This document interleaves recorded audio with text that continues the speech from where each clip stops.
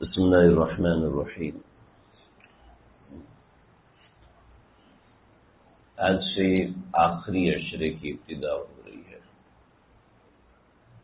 یہ آخری عشرہ رمضان کا عرق ہے، رمضان کا نچوڑ ہے۔ دیکھیں جی، سورج تمام دنوں پہ طلوع ہوتا ہے اور رات تمام دنوں پہ آتی ہے اور سب ایک جیسے ہوتے ہیں، دن بھی ایک جیسے، رات بھی ایک جیسے، کبھی گرم کبھی سرد۔ لیکن کچھ مخصوص ایام ایسے ہوتے ہیں جو انسان کو یاد رہتے ہیں، جس میں انسان کو کبھی خوشی ملتی ہے، کبھی غم ملتا ہے، کبھی کوئی سعادت حاصل ہوتی ہے، تو وہ دن ہماری زندگی کا خاص دن بن جاتا ہے۔ ایسے ہی رمضان کے ایام وہ ایام ہیں جن کو اللہ نے خاص ایام بنایا ہے۔ یہ بڑے خاص دن ہیں، چنانچہ اس میں اللہ کی برکتیں عام ہوتی ہیں، اللہ کی رحمتیں اور نوازشیں عام ہوتی ہیں، تو ان کو ضائع ہونے سے بچانا چاہیے۔ خاص طور پر یہ آخری عشرہ یہ رمضان کی پوری رحمتوں کو اپنے اندر سمیٹے ہوئے ہوتا ہے۔ اس آخری عشرے میں اللہ نے اعتکاف کو لازم کیا کہ اعتکاف کریں۔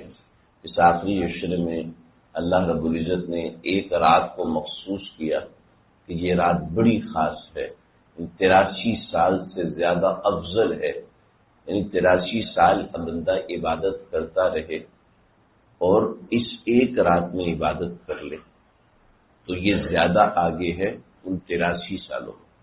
وہ رات 5 راتوں میں سے ایک رات ہے، ایک تو آج کی رات گزر گئی، باقی 4 راتیں باقی ہیں۔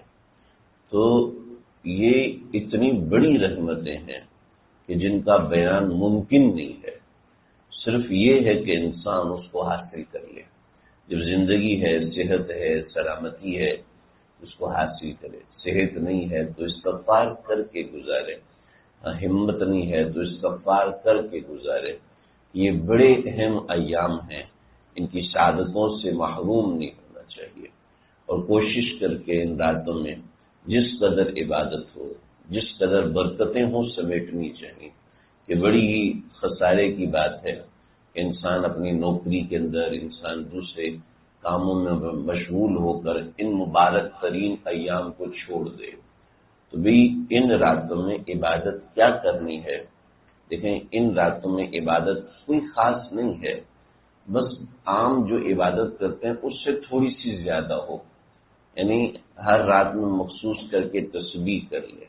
ابھی یہ تسبیح آج کی رات کے ساتھ مخصوص ہے، 1000 مرتبہ لا الہ الا اللہ پڑھنا ہے، 1000 مرتبہ اللہ اللہ پڑھنا ہے، 1000 مرتبہ سبحان اللہ وبحمدہ سبحان اللہ العظیم پڑھنا ہے۔ عشاء کے ساتھ پڑھ لے، مغرب کے ساتھ پڑھ لے۔ رات جاگنے کی ہمت نہیں ہے تو کچھ انسان کو اپنے اعمال میں اضافہ کرنا ہے بس، اور اس کی پہلے سے اہتمام کر لیں، پہلے سے ارادہ کر لیں۔ ارادہ کرنے سے کام کرنا آسان ہو جاتا ہے، پلاننگ کرنے سے کام آسان ہوتا ہے۔ بس اس میں بھی پلاننگ کر لیں کہ یہ راتیں بڑی اہم ہیں، ان راتوں کو ضائع نہیں ہونے دینا چاہیے۔ میں نہیں کہتا جی پوری رات جاگے، لیکن کم از کم اتنا ہو کہ انسان کے اعمال میں فرق پڑے کہ اللہ نے اتنی بڑی نعمت دی اور ہم سوتے ہوئے گزار دیں، اللہ نے اتنی بڑی نعمت دی ہے اور ہم غفلت میں گزار دیں، اپنے شاپنگز کے اندر گزار دیں یا اپنی تجارت ہی میں گزار دیں۔ ٹھیک ہے جی، کمانے کی راتیں ہیں، الگ بات ہے، جناب فلاں کپڑے والے، شوز والے وغیرہ وغیرہ، یہ لوگ ان راتوں میں کماتے ہیں، ٹھیک ہے، لیکن تھوڑا سا وقت نکال لینا چاہیے۔ جہاں جی لاکھوں کماتے ہیں تو کچھ 1-8 گھنٹہ اس رات میں عبادت کے لیے گزارنا چاہیے، کہ یہ رات ایسی ہے کہ بڑی اہم راتیں ہیں۔ لیلۃ القدر خیر من الف شہر، لیلۃ القدر خیر من الف شہر۔ اور اللہ کا کروڑوں احسان ہے کہ اللہ نے ایک رات مخصوص نہیں کی، 21ویں، 23ویں، 25ویں، 27ویں، 29ویں، ان 5 راتوں میں سے کوئی ایک رات ہے۔ اگر ایک رات مخصوص کر دیتے تو انسان تو مایوس ہو جاتا نا، بھی آج کی رات تو گزر گئی، اب آگے کیا کریں، آگے تو سب ضائع ہو گیا۔ نہیں، ایسا نہیں ہے، اللہ نے مایوس نہیں، یہ بھی مخصوص نہیں کیا کہ 27ویں ہی ہے، یہ بھی ذہن میں رکھے۔ تو ان راتوں میں بہت سے اعمال ہیں، ایک عمل میں آج یہاں پہ آپ کو بتاتا ہوں۔ ایک عمل یہ ہے کہ ان راتوں میں قرآن مجید میں 14 سجدے ہیں، اور یہ 14 سجدے قرآن مجید میں متفرق مقامات پر پھیلے ہوئے ہیں۔ تو بزرگان دین نے لکھا ہے، علامہ طحطاوی رحمۃ اللہ علیہ نے لکھا ہے، اس کے علاوہ دیگر علماء نے بھی لکھا ہے کہ ان 14 سجدوں کو پڑھیں، اور ان 14 سجدوں کو پڑھ کے ہر سجدے کے ساتھ ایک سجدہ کریں۔ جیسے سورہ قلم کے آخر میں سجدہ ہے تو وہ آیت سجدہ ہے، اس آیت سجدہ کو پڑھا، اس آیت سجدہ کو پڑھ کے سجدہ کیا، پھر دوسری آیت سجدہ پڑھی، پھر سجدہ کیا، پھر تیسری آیت سجدہ پڑھی، پھر سجدہ کیا۔ یہ 14 سجدے ہیں۔ ان 14 سجدوں کو پڑھنے کے بعد یہ ایک جگہ پہ مل جاتے ہیں، گوگل پہ بھی سرچ کریں گے تو بہت سے فارمز بنے ہوتے ہیں، ہمارے پاس بھی مسجد پہ رکھا ہوا ہے، تو ورنہ قرآن مجید کے اندر 14 سجدے ہیں، انسان تلاش کرے تو مل جاتے ہیں۔ تو یہ 14 سجدے ہیں، 14 سجدوں کو پڑھا، اور 14 سجدوں کو پڑھنے کے بعد بزرگان دین نے لکھا ہے کہ اس کے بعد جو دعا کی جائے اللہ اس دعا کو من وعن قبول کرتے ہیں، اور یہ تو ہر دن میں خاص ہے، لیکن طاق راتوں میں بطور خاص اللہ تعالیٰ قبول فرماتے ہیں انسانوں کی دعائیں، کہ جب انسان ان 14 سجدوں کو پڑھے، اور 14 سجدوں کو پڑھنے کے بعد اللہ کے سامنے اپنی حاجت رکھے تو اللہ تعالیٰ وہ حاجت ٹالتے نہیں ہیں۔ عام طور پر مجرب ہے، مجرب کہتے ہیں ایسا عمل جو کہ برس ہا برس سے چلتا ہوا آ رہا ہوتا ہے۔ بعض اعمال ایسے ہیں جو حدیث میں بتائے ہیں، اور بعض اعمال ایسے ہیں جو حدیث میں تو نہیں آئے لیکن بہت سی اس میں برکات ہوتی ہیں۔ جیسے ایک صحابی رسول صلی اللہ علیہ وسلم قید ہو گئے تو ان کے والدین آئے نبی اکرم صلی اللہ علیہ وسلم کے پاس کہ میں کیا کروں، ہم کیا کریں؟ تو کہا کہ آپ نے فرمایا کہ تم کثرت سے لاحول پڑھو، اور اس تک بھی پیغام پہنچاؤ کہ وہ کثرت سے لاحول پڑھے۔ اب پیغام کیسے پہنچائیں؟ اور ان صحابی کو کچھ دنوں کے بعد دیکھا کہ وہ بکریوں کا اتنا بڑا ریوڑ لے کر یہاں پر پہنچ گیا۔ جی کیا ہوا؟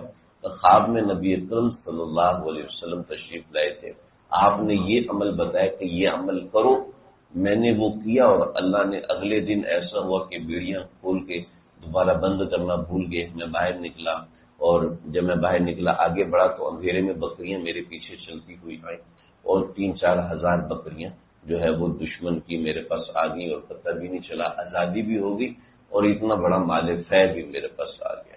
تو بعض اعمال ایسے مجرب ہوتے ہیں، وہ قرآن و حدیث سے تو ثابت نہیں ہوتے، لیکن بزرگان دین کی زندگی ایسی ہوتی ہے، وہ کبھی کوئی ناجائز، کبھی کوئی غیر افضل، کبھی کوئی غیر سنت عمل کرتے ہی نہیں ہیں، تو ایسا عمل ثابت ہو جاتا ہے صحابہ کرام سے، تابعین سے، تبع تابعین سے۔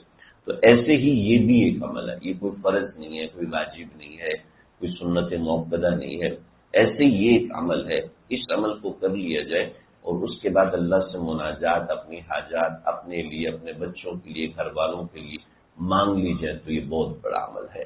دوسرا ایک اور عمل، چھوٹا سا مختصر عمل ہے لیکن اس کا اجر بہت بڑا ہے، یعنی اگر ہم 10 سے 15 منٹ نکالیں تو 15 منٹ میں 10 قرآن مجید کا ثواب ہے۔